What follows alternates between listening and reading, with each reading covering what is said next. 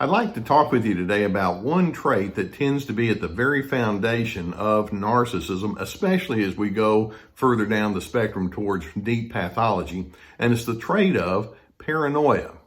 Now, we often tend to think of narcissists as being fear-based when actually they are, and it's shown by their defensiveness. They tend to have a sense of dread or apprehension or suspicion whenever other individuals say and do things that are outside the narcissist's preference.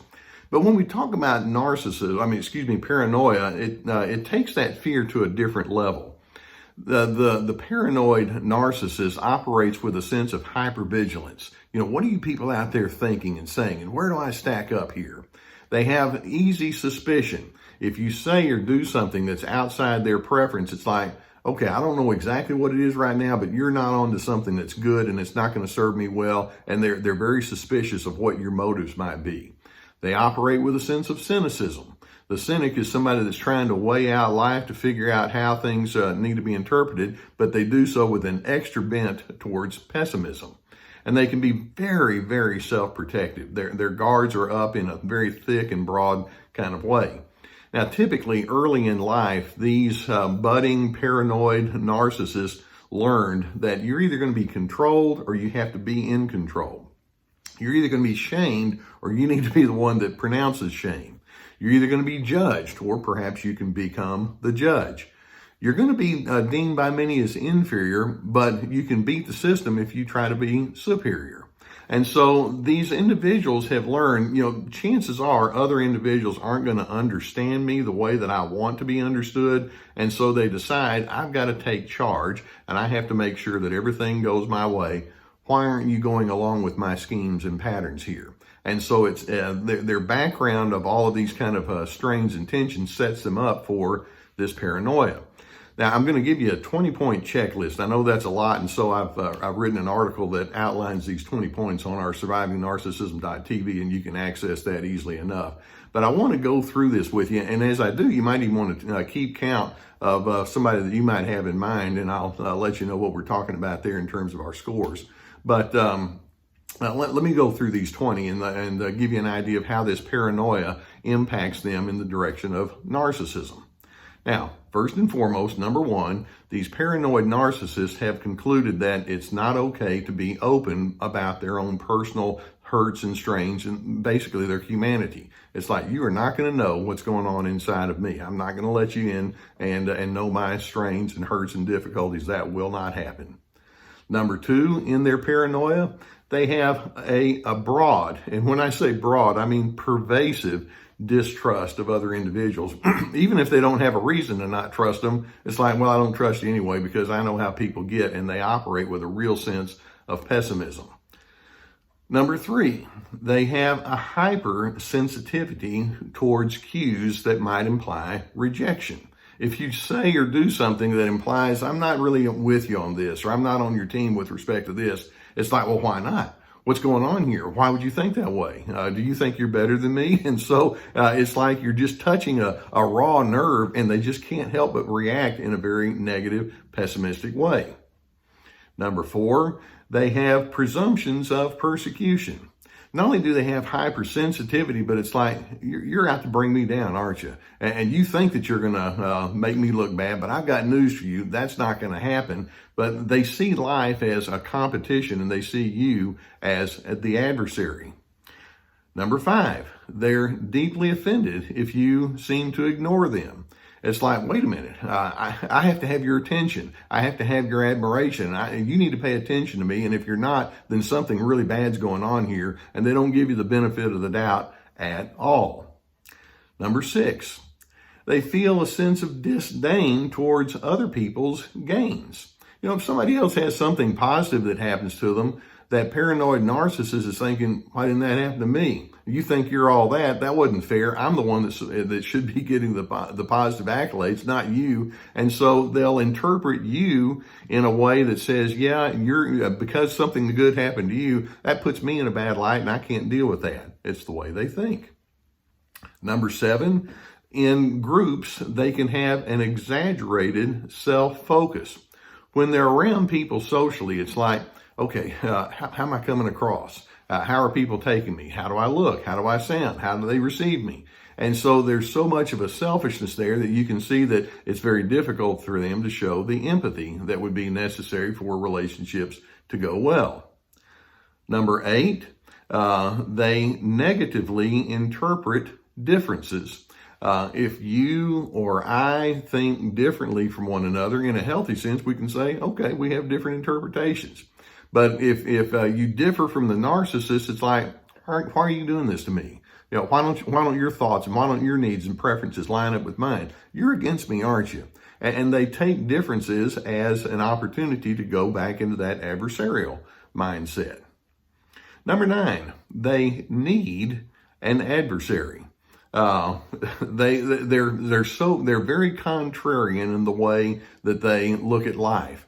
It's like, well, if you're not for me, then that must mean you're against me. And actually, when I say they need an adversary, if you're the adversary, that allows them to prove to themselves that they're far better than anyone else. Number 10, they are threatened by others' attachments to you. Now, the narcissist may initially want you to be their ally and their team member, and then if they see you being friends or very comfortable with other individuals, it's like, why are you doing this to me? When in fact you're thinking, well, I have enough goodwill to pass around to other individuals, and the narcissist and their paranoia can be thinking, you're not being loyal to me, are you? Well, why is that? What's going on here? Now, how am I supposed to interpret that? What's going on here anyway? In addition, number 11, they absolutely cannot and will not admit mistakes and flaws. It's like, well, if they do that, then if you have any kind of negatives, then this is just going to fuel the flames even more so, and we're not going to let that happen. If there's something wrong here, I don't want to admit it, and even if I have to admit it, I'm going to blame shift. There's an excuse for it in there somewhere, and they're going to find it. Number 12. They, of course, have a deep need to be in control. And let's add the addendum. And that being the case, your freedom is very threatening to them. It's like you've got a free will, but it's like, no, I don't want you to exercise that free will because I don't know what you're going to do with it. Just let me call the shots. Number 13, they are constantly scorekeeping about how often you have wronged them. They can have a long memory of the things that you may have said or done that gives them offense, and there's a scoreboard there, and you are never going to be on the winning side of that scoreboard. Number 14, they have an insatiable need for reassurance. In their paranoia, it's driven by the thought, how do I look? How am I coming across? What do people think about me? And so if somebody says, oh, you're the best, you're wonderful, it's like, okay, I'll keep you around. They must be reassured, but they don't want anybody to know that that's a deep need of theirs and that's a strong driver. They can't say that part. Number 15, they're highly secretive. That's not a surprise. In their mind, you'll know about them on a need-to-know basis, and if they're doing something that you might question or you might not like, then like, okay, you just don't need to know it. You're probably not going to interpret me well anyway. Number 16, they assume negative motives with your initiatives, even if they have to invent the negative motives. If you have a preference or an activity or a manner of doing a project that's different from theirs, it's like, you're trying to make me look bad, aren't you? Or you just don't like me anymore, do you? Or those other individuals are more important. What's going on here? So they just assume negative motives and they'll interpret you in that negative light. Number 17, and this is kind of an offshoot of everything I'm saying, they can be absurdly defensive. If you say, hey, let's talk about something here, they go into high justification and rationalizing mode. They'll do what I call boomerang communication. If you talk to them about a problem, they'll throw it back and say it's your fault anyway.